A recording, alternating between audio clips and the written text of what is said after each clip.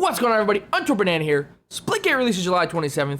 With the release of Splitgate, it's time for us to get those extra tips and tricks, get that step above everyone else, and it's time to start grinding out rank. That means top 10, skill training, understanding the little nuances of the game that all the pros already know that you've yet to learn. Without further ado, we're going to talk about my top 10 tips and tricks for you to know before we start playing Splitgate. And the cracks begin to show.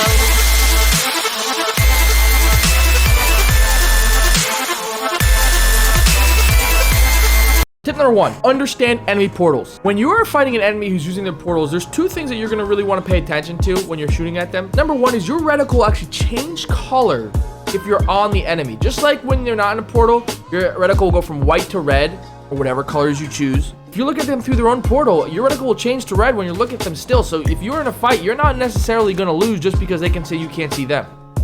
Number 2 is you'll notice the portal will actually brighten and make a visual audio cue, which we're gonna get more into in a little bit. So to tell you that the enemy is looking at you through a portal. Visible cue and audio. Walk away.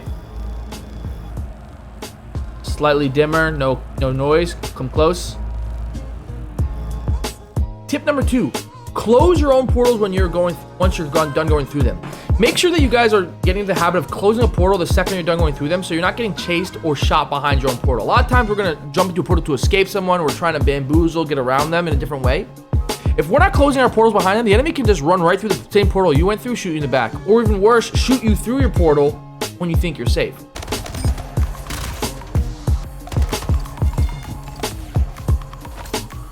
Get into a habit of getting through a portal and immediately closing one portal. Not both, one portal. That leads right into tip number 3, leave up an escape portal. Guys, in the game of portals, make sure that you have a way to get around. When you shoot your first portal, you can't just walk into it. You need a second portal. The way this game works is there are purple portal, yellow portal, right portal, left portal, and one leads to another. Get into the habit of always leaving one portal up somewhere, so if you have to just jump into a portal to escape being ambushed or shot, you have an escape route at all times.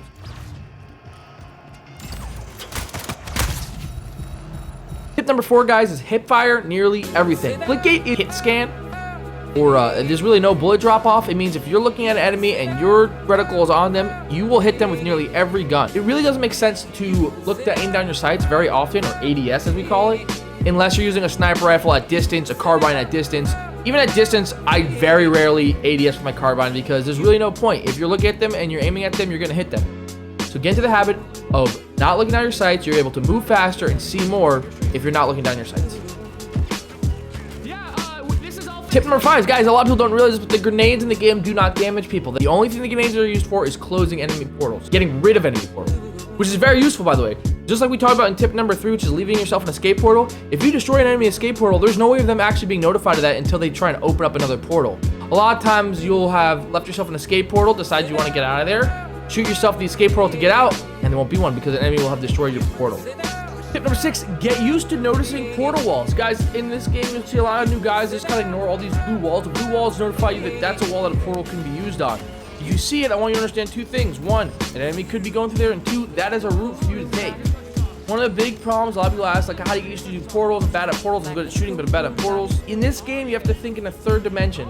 You know, you have your ups, your downs, your forwards, your backs, but you also have portal walls as a means of travel. You see a portal wall, understand that that is somewhere that you can go and an enemy can go. So get into a good habit of noticing portal walls and understanding that they're there. Moving on.